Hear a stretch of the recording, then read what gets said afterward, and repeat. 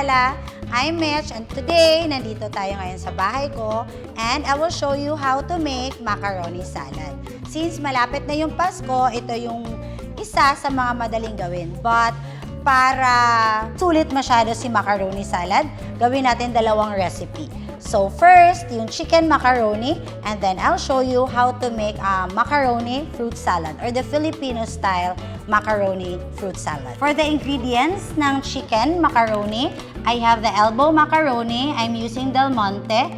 Since Del Monte is nasa Cagayan de Oro, so might as well Del Monte gamitin nyo.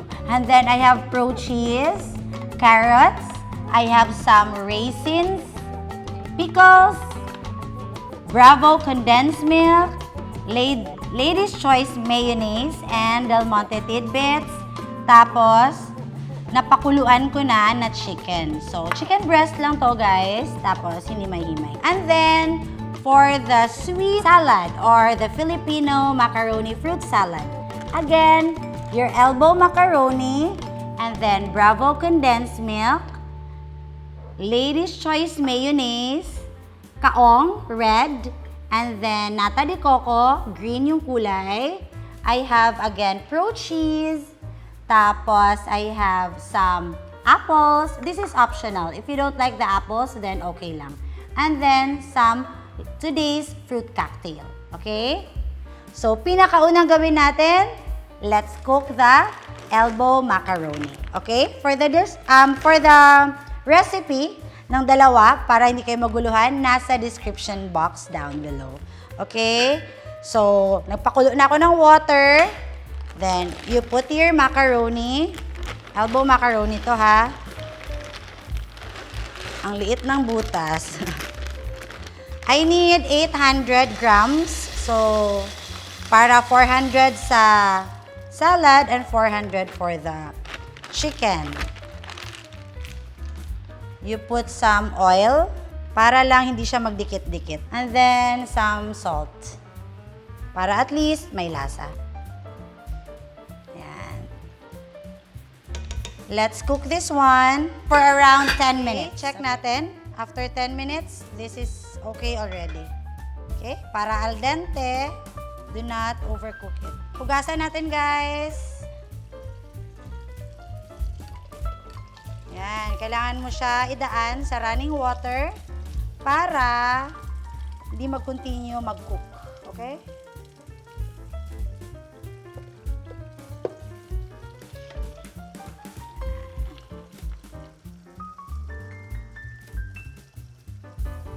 After this, divide natin siya into two para yung kalahati will go to the chicken macaroni, then yung kalahati sa Filipino fruit salad. Okay? Patulo.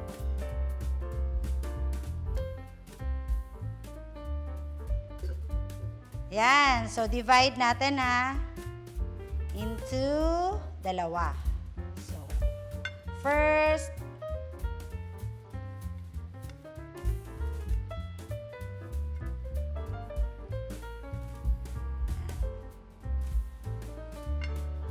unahin natin si chicken macaroni.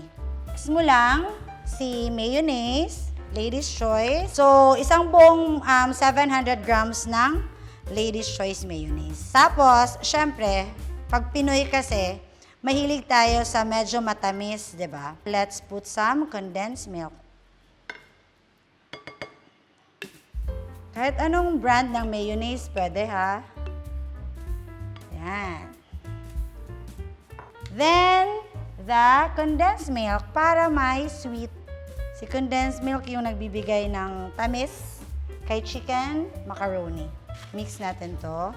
Then, let's put some konting salt lang and pepper. Yan. So, for Christmas, at least, hindi ka masyado stress mag-prepare for your Noche Buena. If you have some white pepper, mas okay yun. And then, you put your cooked na chicken. O, diba? Ang bilis lang. Then, my daughter loves pickles. And then, my family loves raisins. Every time yung lola ko or si mama gumagawa ng chicken salad, laging may raisins. Yan. carrots, and then some cheese. Kaya konti lang lagay nyo na salt because the cheese, maalat na yan. For the recipe, kung gusto nyo ganito talaga karami, yan, check the description box. Don't forget your tidbits.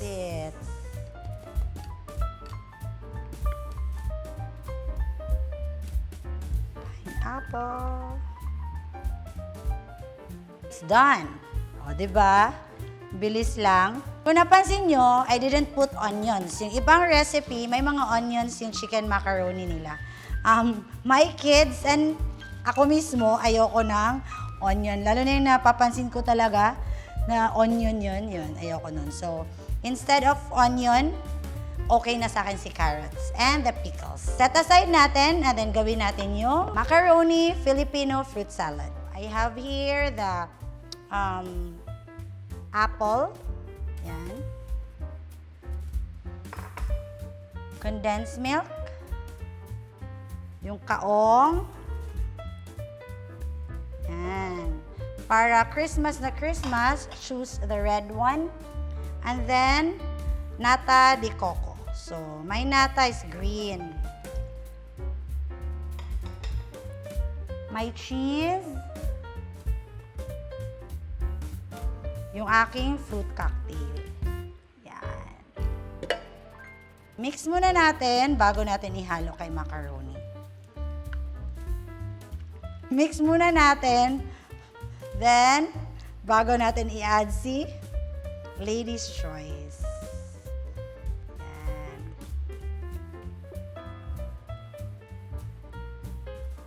Sa fruit salad naman, mas konti yung Lady's Choice. Nasa 470 ml na bottle. Kasi syempre, we want this one nasa sweet side. Yan.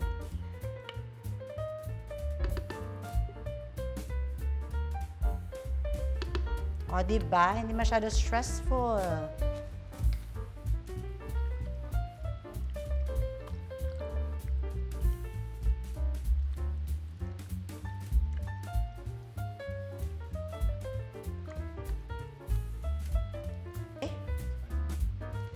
Then, mix na natin here.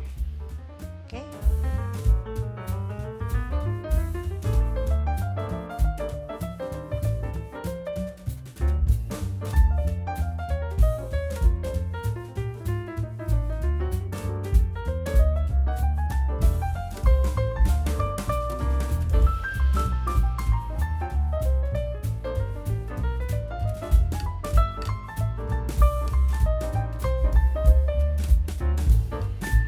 Oh, ayan. Finish na ang ating Filipino fruit salad. O, diba? May pang Noche Buena na kayo. And also our chicken macaroni. Yan. So, tikiman time. This is perfect. The chicken macaroni is perfect pang side dish ng food nyo. Like for example, you have lechon, tapos ito yung nasa side. O, diba? Instead of coleslaw, yan. Sarap. Al dente yung macaroni. That's why you do not overcook your pasta. Tama lang yung alat. Masarap siya na may raisins and cheese. So, if you haven't tried na may raisins and cheese, yung chicken macaroni nyo, try nyo, masarap. Next is our fruit salad. Before, I call this one actually Fiesta fruit salad. Kasi every time na may fiesta kami, ganito yung fruit salad na binibigay. Yan. Ito naman, perfect after dinner. You need to chill this one properly para mas masarap siya. 'Di ba? Para while naglalaro na kayo for Christmas, so you can eat this one. Again, Merry Christmas, everyone! Again, don't forget to like and subscribe our YouTube channel. And for the ingredients, visit Sweet House Baking Store here in Cagayan de Oro, in Balingasag, and in Palawan. By the way, sa Puerto Princesa ha, sa Palawan. Thank you for watching. Enjoy baking!